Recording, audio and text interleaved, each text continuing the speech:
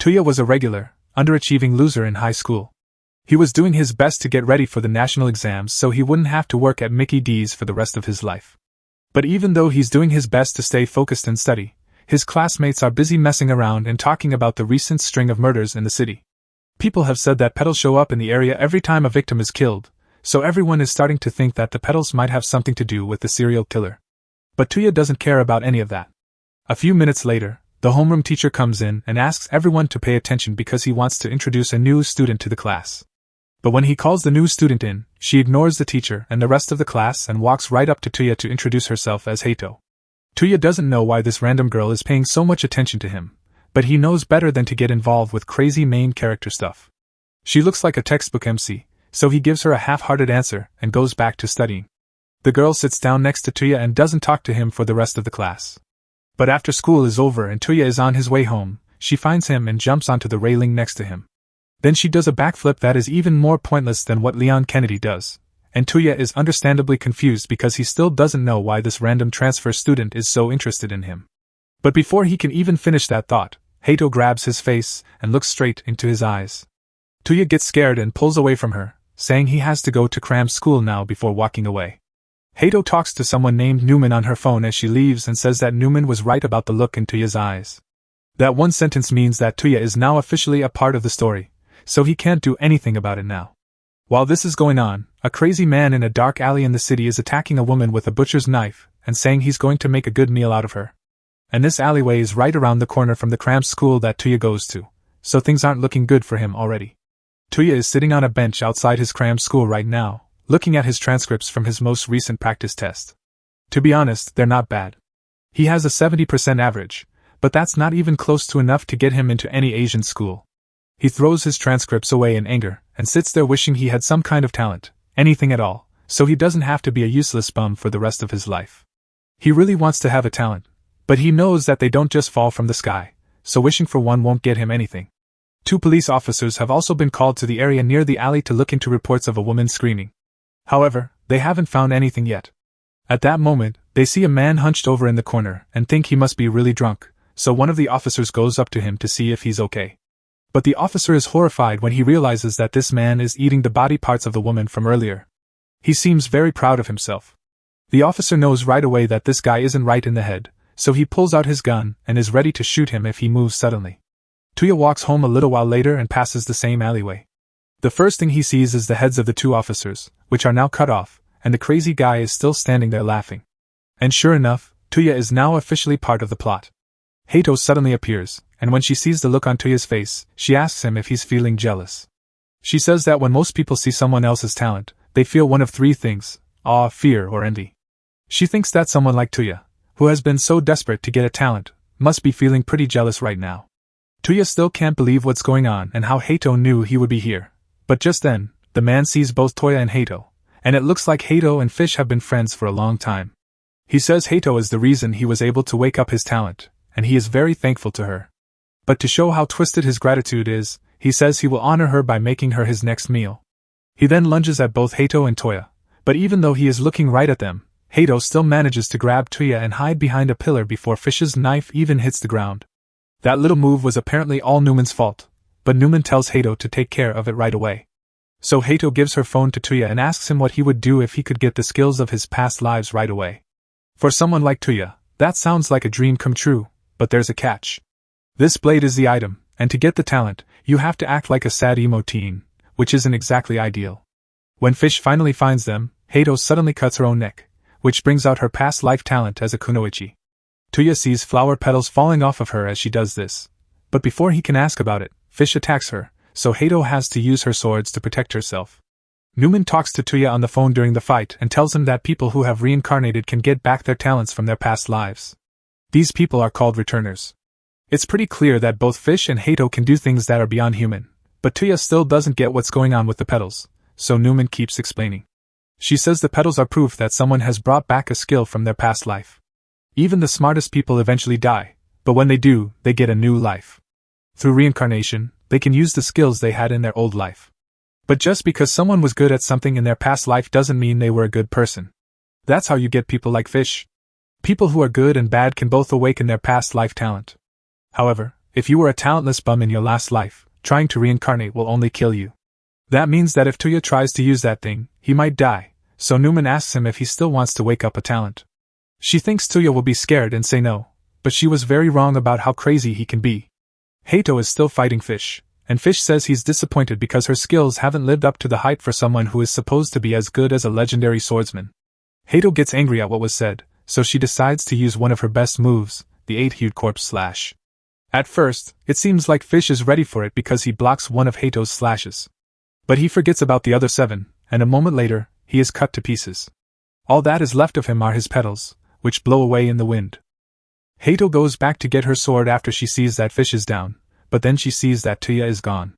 She asks Newman where he went, and Newman tells her that he took one of the reincarnation blades and ran away. Hato is relieved because she was worried that Tuya wouldn't have the guts to do it.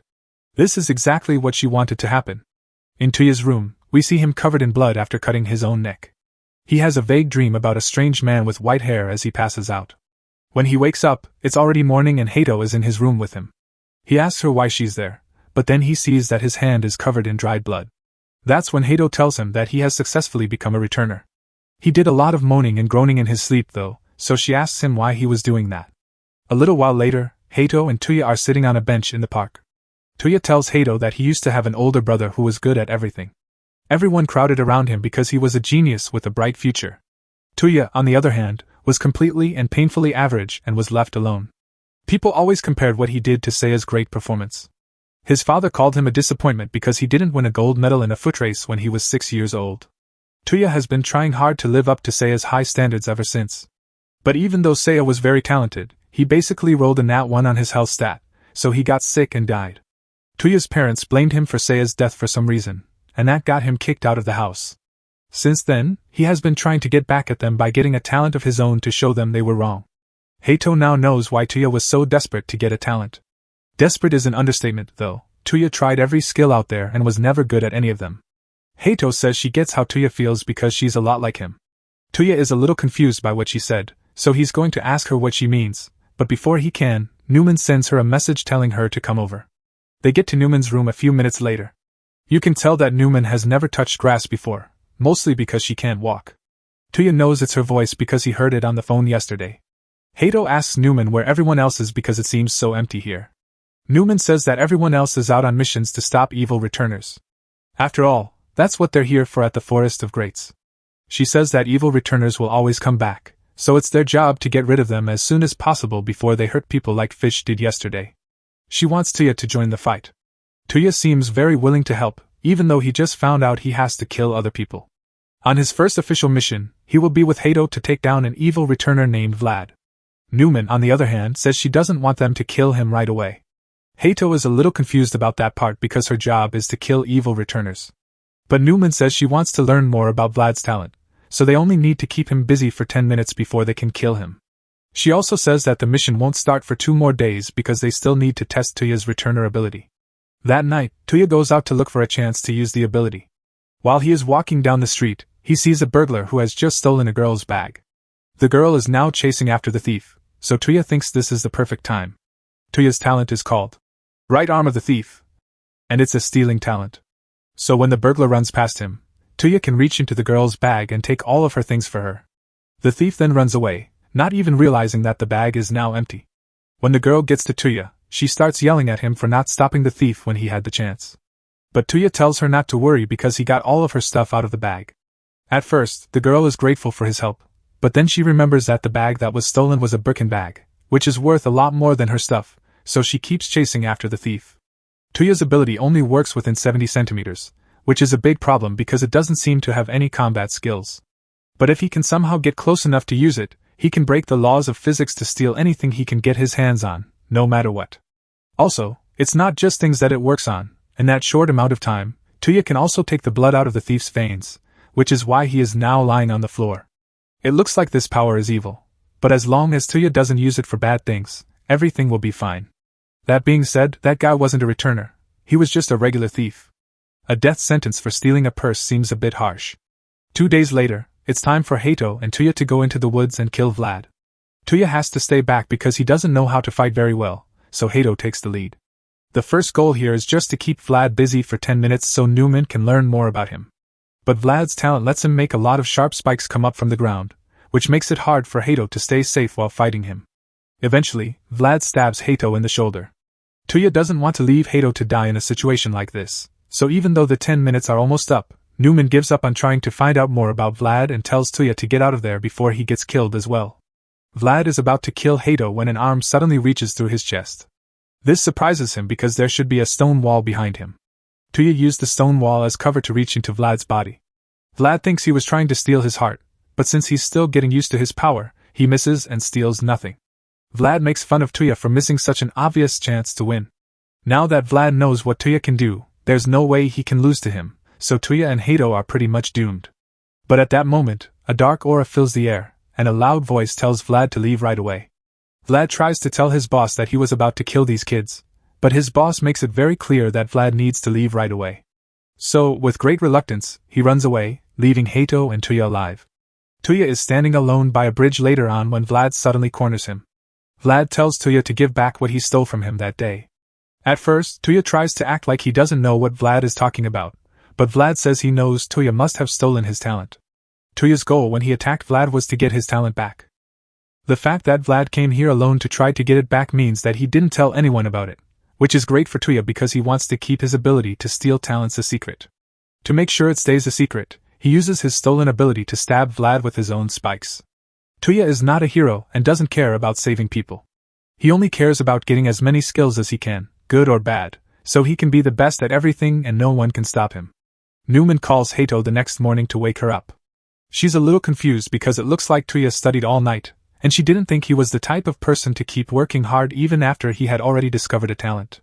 Tuya doesn't respond to Newman's question and instead asks her what she has planned for the day. Newman tells him that she is going to hunt down an evil reincarnator, but before that, she wants him to stop by one more place. Because Hato isn't answering her phone, Newman tells Toya how to get to her house. When Toya gets there, she finds Hato half asleep and half-dressed in the middle of her dojo. Newman starts yelling at Hato for being lazy, but Hato says she only slept in because she trained her sword skills all night. Newman still doesn't get why someone would bother training when they already have skills that are way better than anything they could learn on their own. But Hato still likes to practice whenever she can. Today's target is a bad clown named Gacy who goes after young kids and lures them into the woods to kill them. They soon cross into the killer clown's territory, and when he sees them, he attacks them because he was expecting them to come. Hato quickly uses her powers, and Gacy thinks it will be easy because all he has to do is stay away and use his nin. But before he can do anything, Hato has already cut his body in half, so the mission is over. This is technically a success, but Newman is mad that Hato killed the clown so easily. This was supposed to be a chance for Tuya to get some combat experience. She says she's sorry for jumping in so quickly, but she thought the clown was an easy target and couldn't help herself. But it seems that Hato and Tuya weren't the only ones after the clown. There was a whole strike team following him.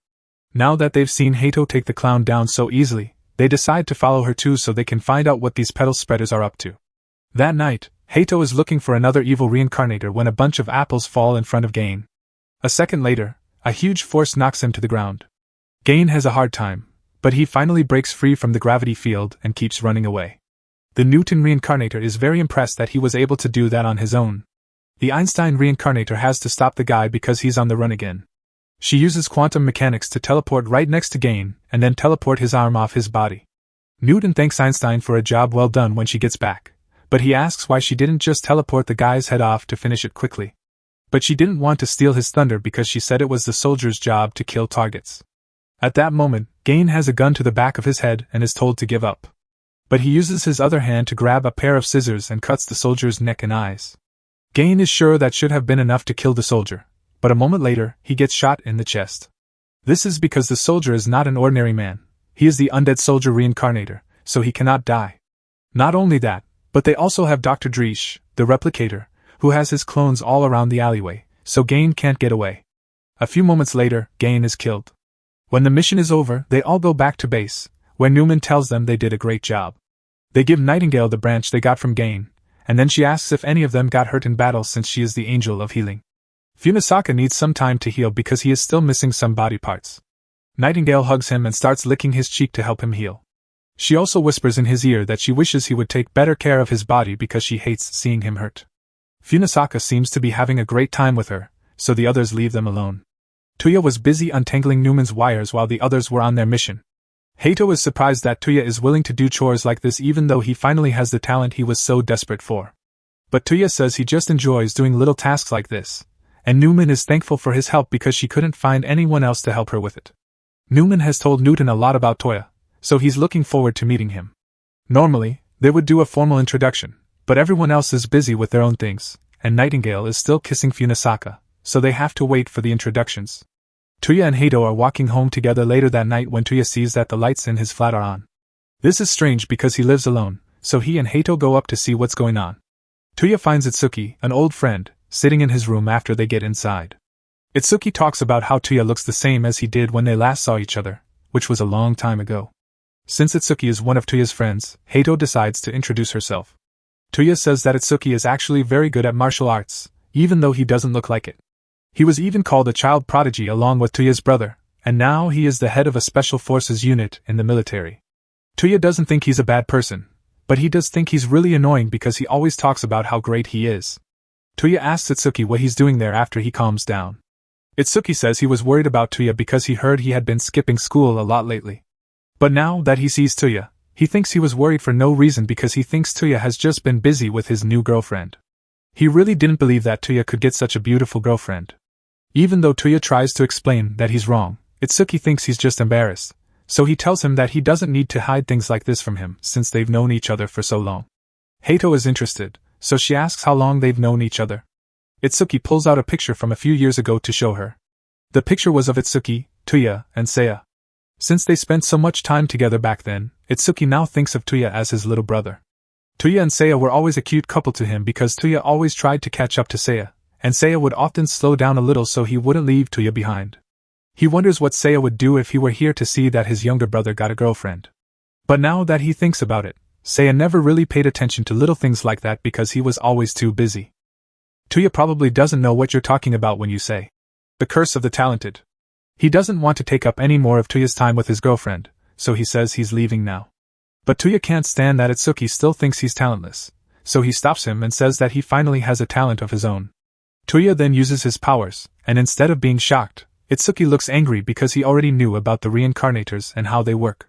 He's let down to learn that Tuya is just another loser who relies on power he didn't earn. Hato gets angry and tells Itsuki to take that back while holding him at sword point.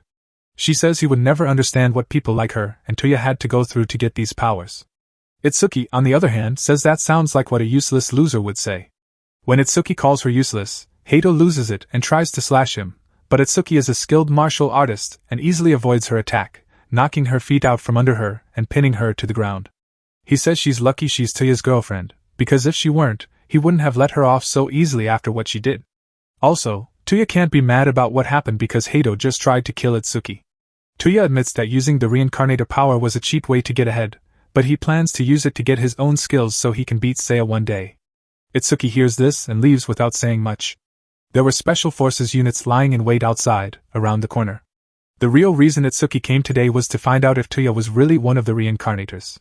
Even though Tuya had confirmed it, he still told the unit to fall back because he didn't want to hurt his friend.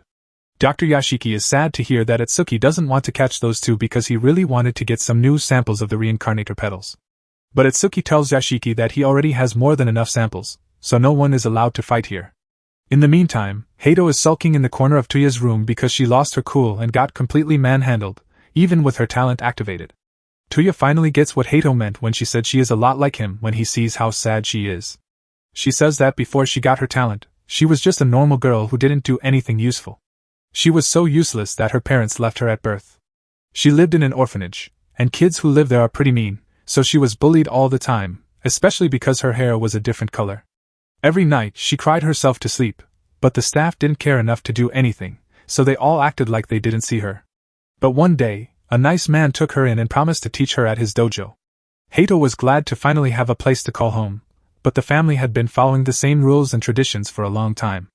A lot of people didn't want the master to take her in, but he didn't care what they thought and took Hato in anyway. He gave her all the love and attention she could ever want, and Hato wanted to repay him by working hard to master the sword. But no matter how much she trained, she could never get better because she wasn't good at it. She really wanted to get better at something so she could make her father proud. That's when she heard a rumor that a branch of reincarnation could help her do that. She looked everywhere until she finally found one and learned Musashi's sword skills. But she got so excited to show her dad how good she was that she almost killed him. He lived, but he was left crippled and unable to hold a sword again. The dojo was closed, and the family kicked her out for what she had done. Tuya has never heard of a full reincarnator before, so he doesn't know what she's talking about when she says she wants to make things right by becoming one and reopening the dojo for her father. Itsuki and Yashiki are on their way back to base, and Itsuki really wishes he could have skipped that reunion because he didn't mean to say all that stuff back there. But he is really sad that Tuya turned out this way. And to make matters worse, this is exactly what the prophecy they got said would happen, so things will only get worse from here. Tuya asks what a full reincarnator is when they get back to his house. Newman joins in to say that everyone at the Tree of Greats is a full reincarnator, except for Tuya and Hato. The main difference is that Hato and Toya can only use their powers for a certain amount of time, while the other full reincarnators can use their powers all the time and are always in their talented form. You can get to this point by using your skills more and more in battle until you just stay that way, even though that sounds weird. Hato wants that to happen because the only way she can see her father again is if she goes back as Musashi Miyamoto. Tuya calls Hato out to the school later that night because he wants to show her something. First, he tells her to turn off her phone so Newman can't hear them. Then, when he's sure it's safe, he tells her that his talent lets him steal other people's talents. Tuya asks Hato if she's sure she wants to celebrate this because he would go after his friends if he needed to in order to get more talent.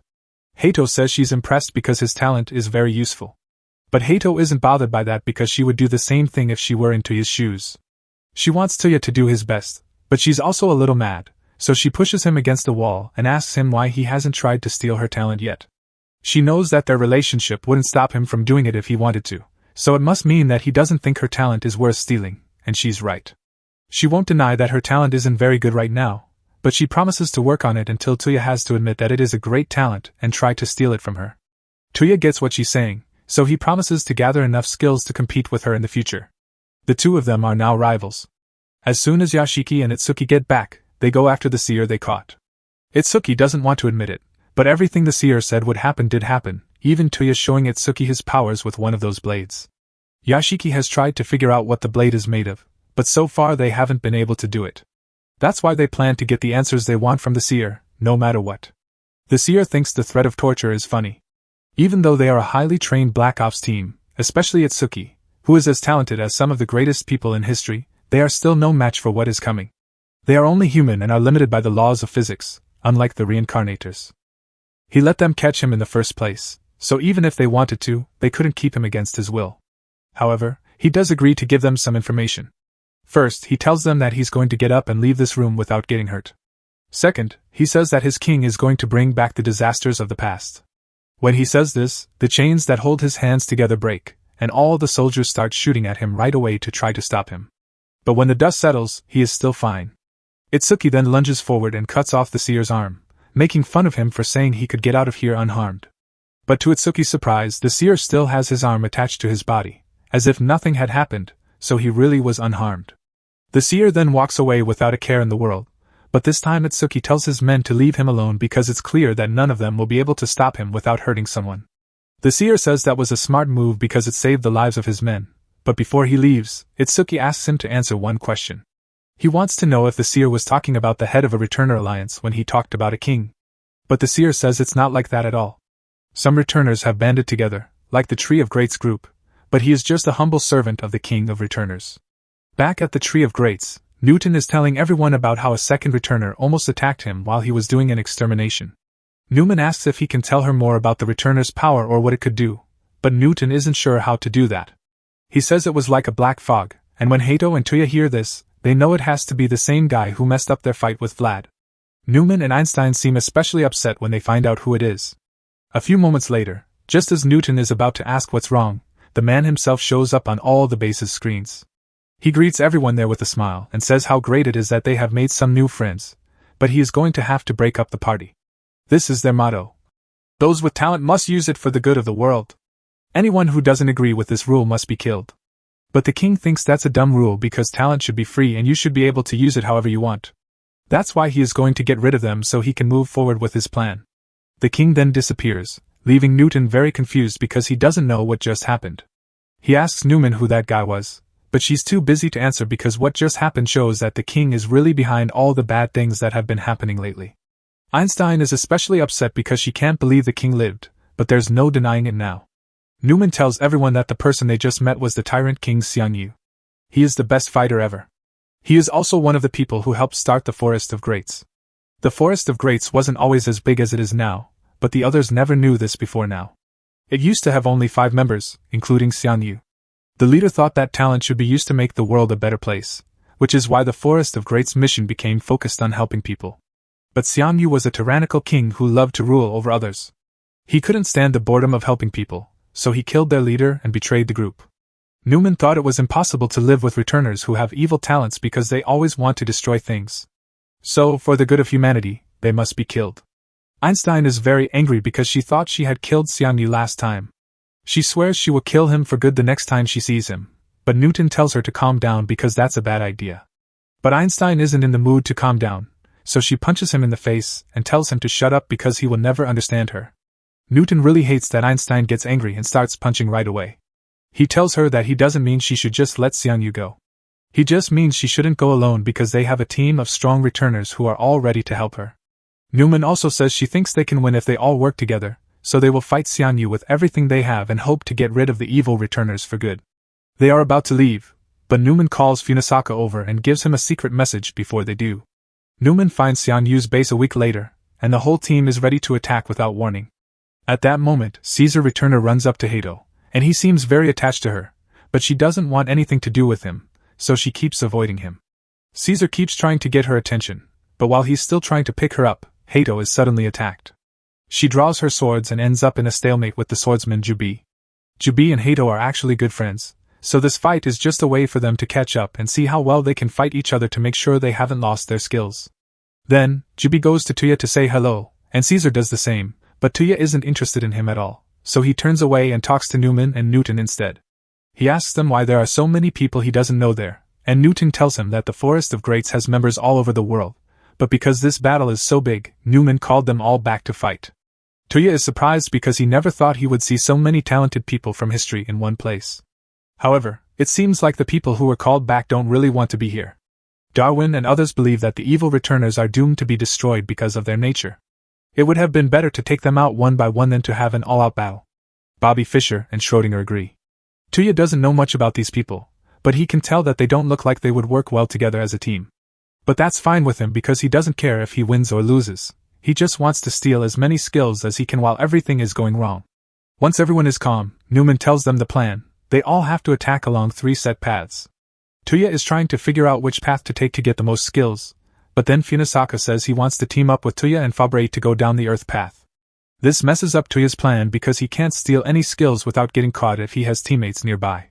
He asks Funasaka why he wants to pair up with someone like him of all people, and Funasaka just says that he has been interested in Tuya lately. Tuya can't think of anything to say to get out of this without looking suspicious. As the mission is about to begin, everyone gathers at the front gate. Newman tells everyone to be careful because they will be up against some of the most powerful villains in history. Hato and Jubi are chosen to lead the charge. As Hato passes Tuya, who is clearly still panicking about being paired with someone, she tells him that by the time he gets to the castle doors, she will be much stronger, and he will have to try to steal from her. Jubi and Hato break down the front gate and rush in. Now it's time for the rest of the team to join the fight. The Wright sisters both fly up into the air with one of Newman's satellites so she can start doing her maths. While she does that, the teams get into the compound. Tuya is running with Funasaka, and Funasaka can tell that Tuya is upset about something. He thinks that Tuya must be worried about Hato. It's only natural to think that those two are a couple since they seem to be very close. Tuya is a little surprised by what Funasaka just said, but he makes it clear that there is nothing special going on between him and Hato. But on that note, he has been wondering if Funasaka and Nightingale are doing something together, because things get really weird when they are together. But before Funasaka can even answer, Tuya knows he made a big mistake and quickly takes back what he said. So far, he has been very careful not to get involved in the personal lives of any of the Forest of Greats members because he doesn't want to get too close to them and then hesitate when the time comes to steal their talent. But he almost messed up just now. A huge hand reaches out of the woods and tries to grab Tuya a moment later, but Funasaka pulls him to safety just in time. But even though they are safe for now, they will still have to fight that group, and the Strangler looks like he will be hard to deal with. Newman isn't too worried about the other returners because they seem to be having the same problems. She knows they can all handle it. Schrödinger is up against the Wild Bill returner, a sharpshooter from the Wild West. He can easily shoot Schrödinger in the head to kill him. But a moment later, Schrödinger is right behind him, and Bill doesn't know what's going on because he knows he shot Schrödinger a moment ago. Schrödinger also confirms it, but because of his powers, he was able to move to another universe where he wasn't shot in the head, so he did. He can change the odds of any outcome because of his power. For instance, even though he's not very good at aiming with a gun, he can choose a reality where he gets a perfect headshot by chance, and in that reality, he can never miss. Darwin, on the other hand, is up against the Red Ripper, a returner whose claws can cut through anything. But the Ripper isn't the only one with claws. Darwin can change any trait or feature he needs to win a fight, so it won't be hard for him to beat the Ripper. Bobby Fischer and the others are also not having a hard time, but Hato is getting angry because Jubi keeps taking all the strong opponents before she can fight them. Tuya and Funisaka, on the other hand, aren't having as much fun as the others because the Strangler is too strong for them to beat on their own. At that moment, Funisaka tells Tuya to keep going and leave him behind. This surprises Tuya a lot, but Funisaka says that the only thing that matters is that they win the battle overall.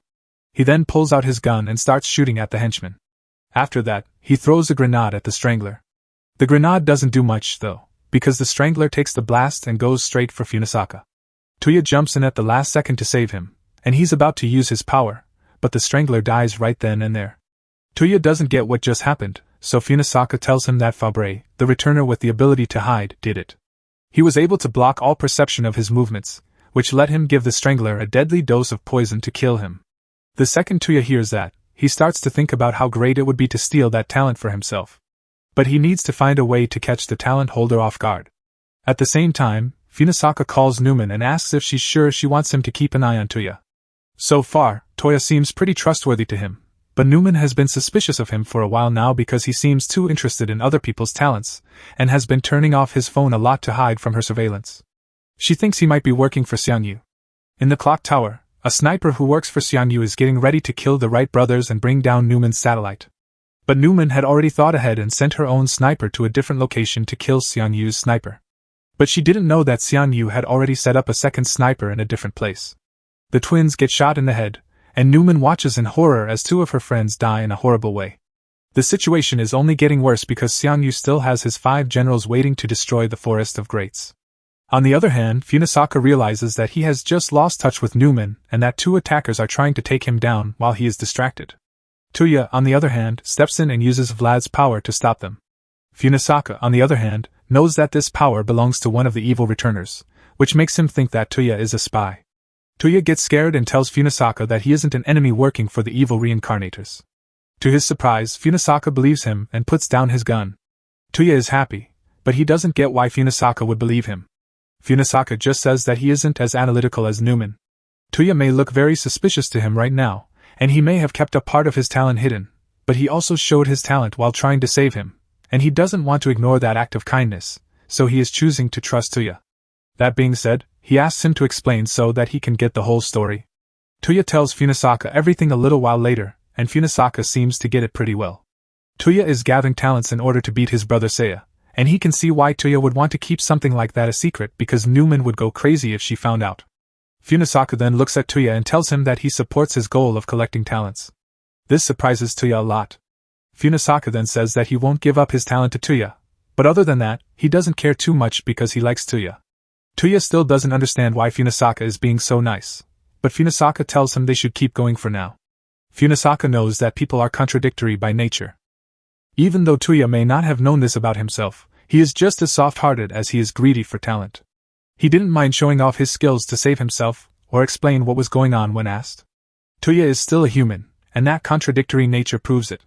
He can't be a spy. Tuya stops and asks Funisaka if there was a reason he chose to become a returner. There probably was. Funisaka, on the other hand, says he's sorry and tells him he wouldn't know what that reason was because he doesn't remember being human. Over with Newman, on the other hand. As soon as the Wright brothers died, the others rushed to protect Newman. If she falls, the Forest of Greats will be lost. One person makes a lot of clones and stands in front of Newman to make a human shield, but he is quickly shot down by heavy gunfire. Hi-Ho realizes that there must be another sniper at work here and that she needs to take them out before they get Newman. Tuya and Funisaka finally reach one of the castle gates at the same time, but just as they are about to go through, one of the evil reincarnators blows it up. Tuya is fine because he hid behind some rubble, but Funasaka did get hurt. It doesn't matter though, because he's immortal. The enemy then says that Funasaka took too long to get there, and Funasaka tells Tuya that he can sit this one out because he knows that guy only wants to fight him. After all, he is Rudel the Phoenix. Meanwhile, Haya has finally found the enemy sniper, so she uses her power to pull him into her white-held duel grounds. She is sure that getting rid of this guy will be easy. But when she tries to aim at him, she can't see him anymore. A moment later, the man grabs the barrel of her sniper. He then casually gives her a few tips, saying that her barrel is way too long because it makes her vulnerable in close-quarters fights. But Haya had never worried about that because no sniper would ever want to get into a close-quarters fight on purpose. At that moment, she realizes that this man must be the famous sniper Hathcock. Even though Hathcock could end the fight right then and there, he offers Haya another chance. He says he will move 2,000 more feet away so they can have a real sniper duel. Haya calls out to him before he leaves and asks why he is working with the evil reincarnators when he is a legendary hero. Hathcock says she will understand after they finish their duel. Tuya asks Funasaka why Rudo would work with the evil reincarnators when he is supposed to be the famous Luftwaffe pilot. According to history, Rudo was not evil. At that moment, Rudo shoots Funasaka in the face, blowing off part of his face. Funasaka then fires back and hits Rudo in the face. But Rudo's power, like Funasaka's, makes him immortal, and that's not all he can do. Rudo then drops a lot of bombs on Funasaka, which blows him to pieces, but he comes back to life right away so he can keep fighting. Rudo is interested in how Funasaka's version of immortality works by self-regeneration, but Funasaka pulls out all of his guns instead, and Rudo does the same. Tuya is hiding right now so he doesn't get caught in the crossfire. In theory, they should be evenly matched since they are both immortal. But the biggest problem is that the two sides have different levels of firepower. Funasaka only has guns and grenades, but Rudo has a much more powerful machine gun and bomb rain, which is stopping Funasaka from making any progress. Fabre is the only person who might be able to change things in a situation like this, but right now he's lost in the woods because the navigators aren't working. At that moment, he sees two evil returners sitting in the middle of the forest. He thinks he might as well kill them since they can't fight back against someone they can't see. But to his surprise, the big guy runs straight at him, and he doesn't get why this is happening because he should be completely hidden. Hitler is the person in the chair, and he has the mastermind ability, which is why he has already figured out what all the members of the Forest of Greats can do. And as for how he knows where Fabre is, his ability hides all sounds and smells coming from Fabre's body. But because this forest is full of decay from Pole's ability, the lack of smell in Fabre's location gives him away. Pole then squishes him into the ground, taking away Fabre's main advantage. Funasaka and Rudo are still fighting, but neither of them is making much progress because they are both immortal. Funasaka falls back and joins up with Tuya again.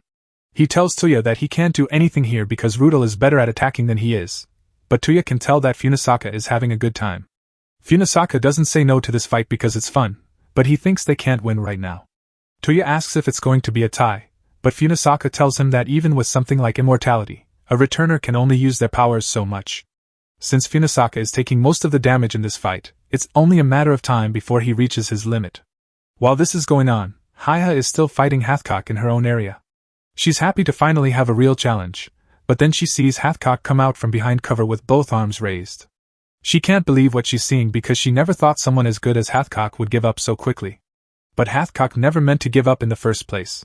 He was just walking forward to get Haya within the range of his one domain. When he got close enough, the area changed from snowy tundra to a snow-covered jungle, and that's when the real fun battle began for both of them. In the meantime, Newton and Einstein are walking together in the forest. Einstein is very scared because she can't use her teleportation power here. She hears a noise coming from the bushes nearby, so she holds on to Newton for dear life. But when she looks again, she sees that it's just Darwin. Darwin falls into a puddle of goo right in front of her eyes, just as she is about to yell at him for scaring her like that. Einstein is about to scream in fear, but Newton covers her mouth. If there is someone in the woods strong enough to kill Darwin, they are probably still close by.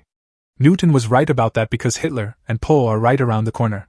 Hitler thinks Darwin was a little full of himself when he called his ability evolution, since all it did was give him the traits of animals that already existed, making him not very hard to beat.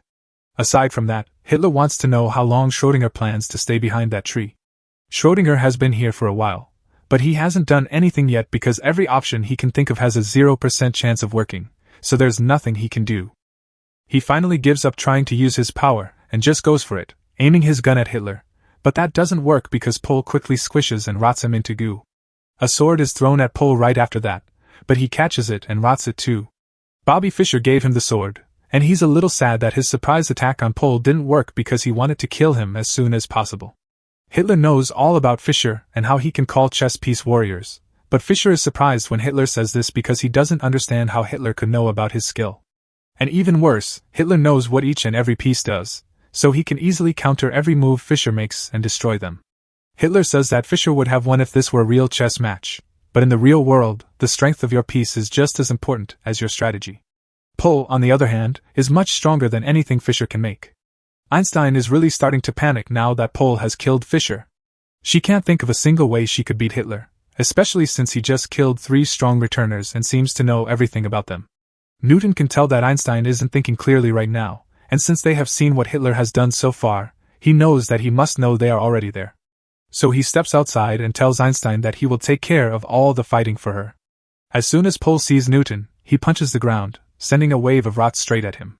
Newton jumps into a tree to avoid being dissolved, and even though he said he would handle all the fighting, he can't think of a way to beat this guy right now.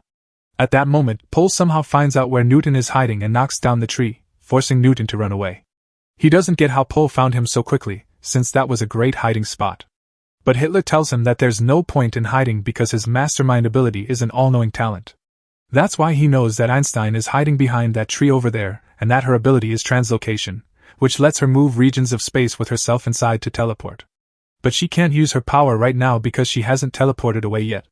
This is because she can only teleport to places she has been to on foot. Hitler's accurate description of her talent makes Einstein shiver, and Newton can tell that she is scared right now. But then he sees a small weasel on the ground and picks it up. When he does, he sees a symbol on its stomach that tells him the truth about Hitler's talent. With this information, he is able to catch Pol off guard just as he is about to grab Einstein.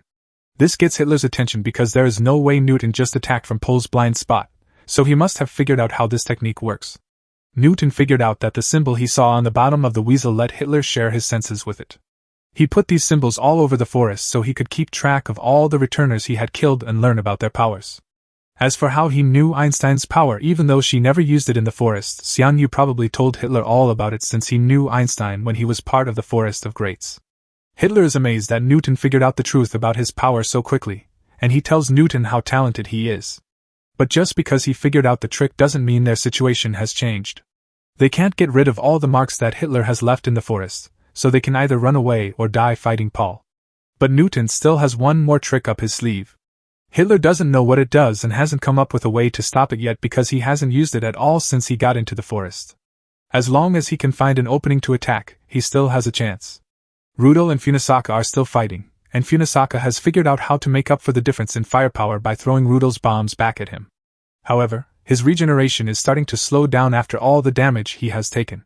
That being said, Rudel is also starting to get tired, so it won't be long before one of them loses power first.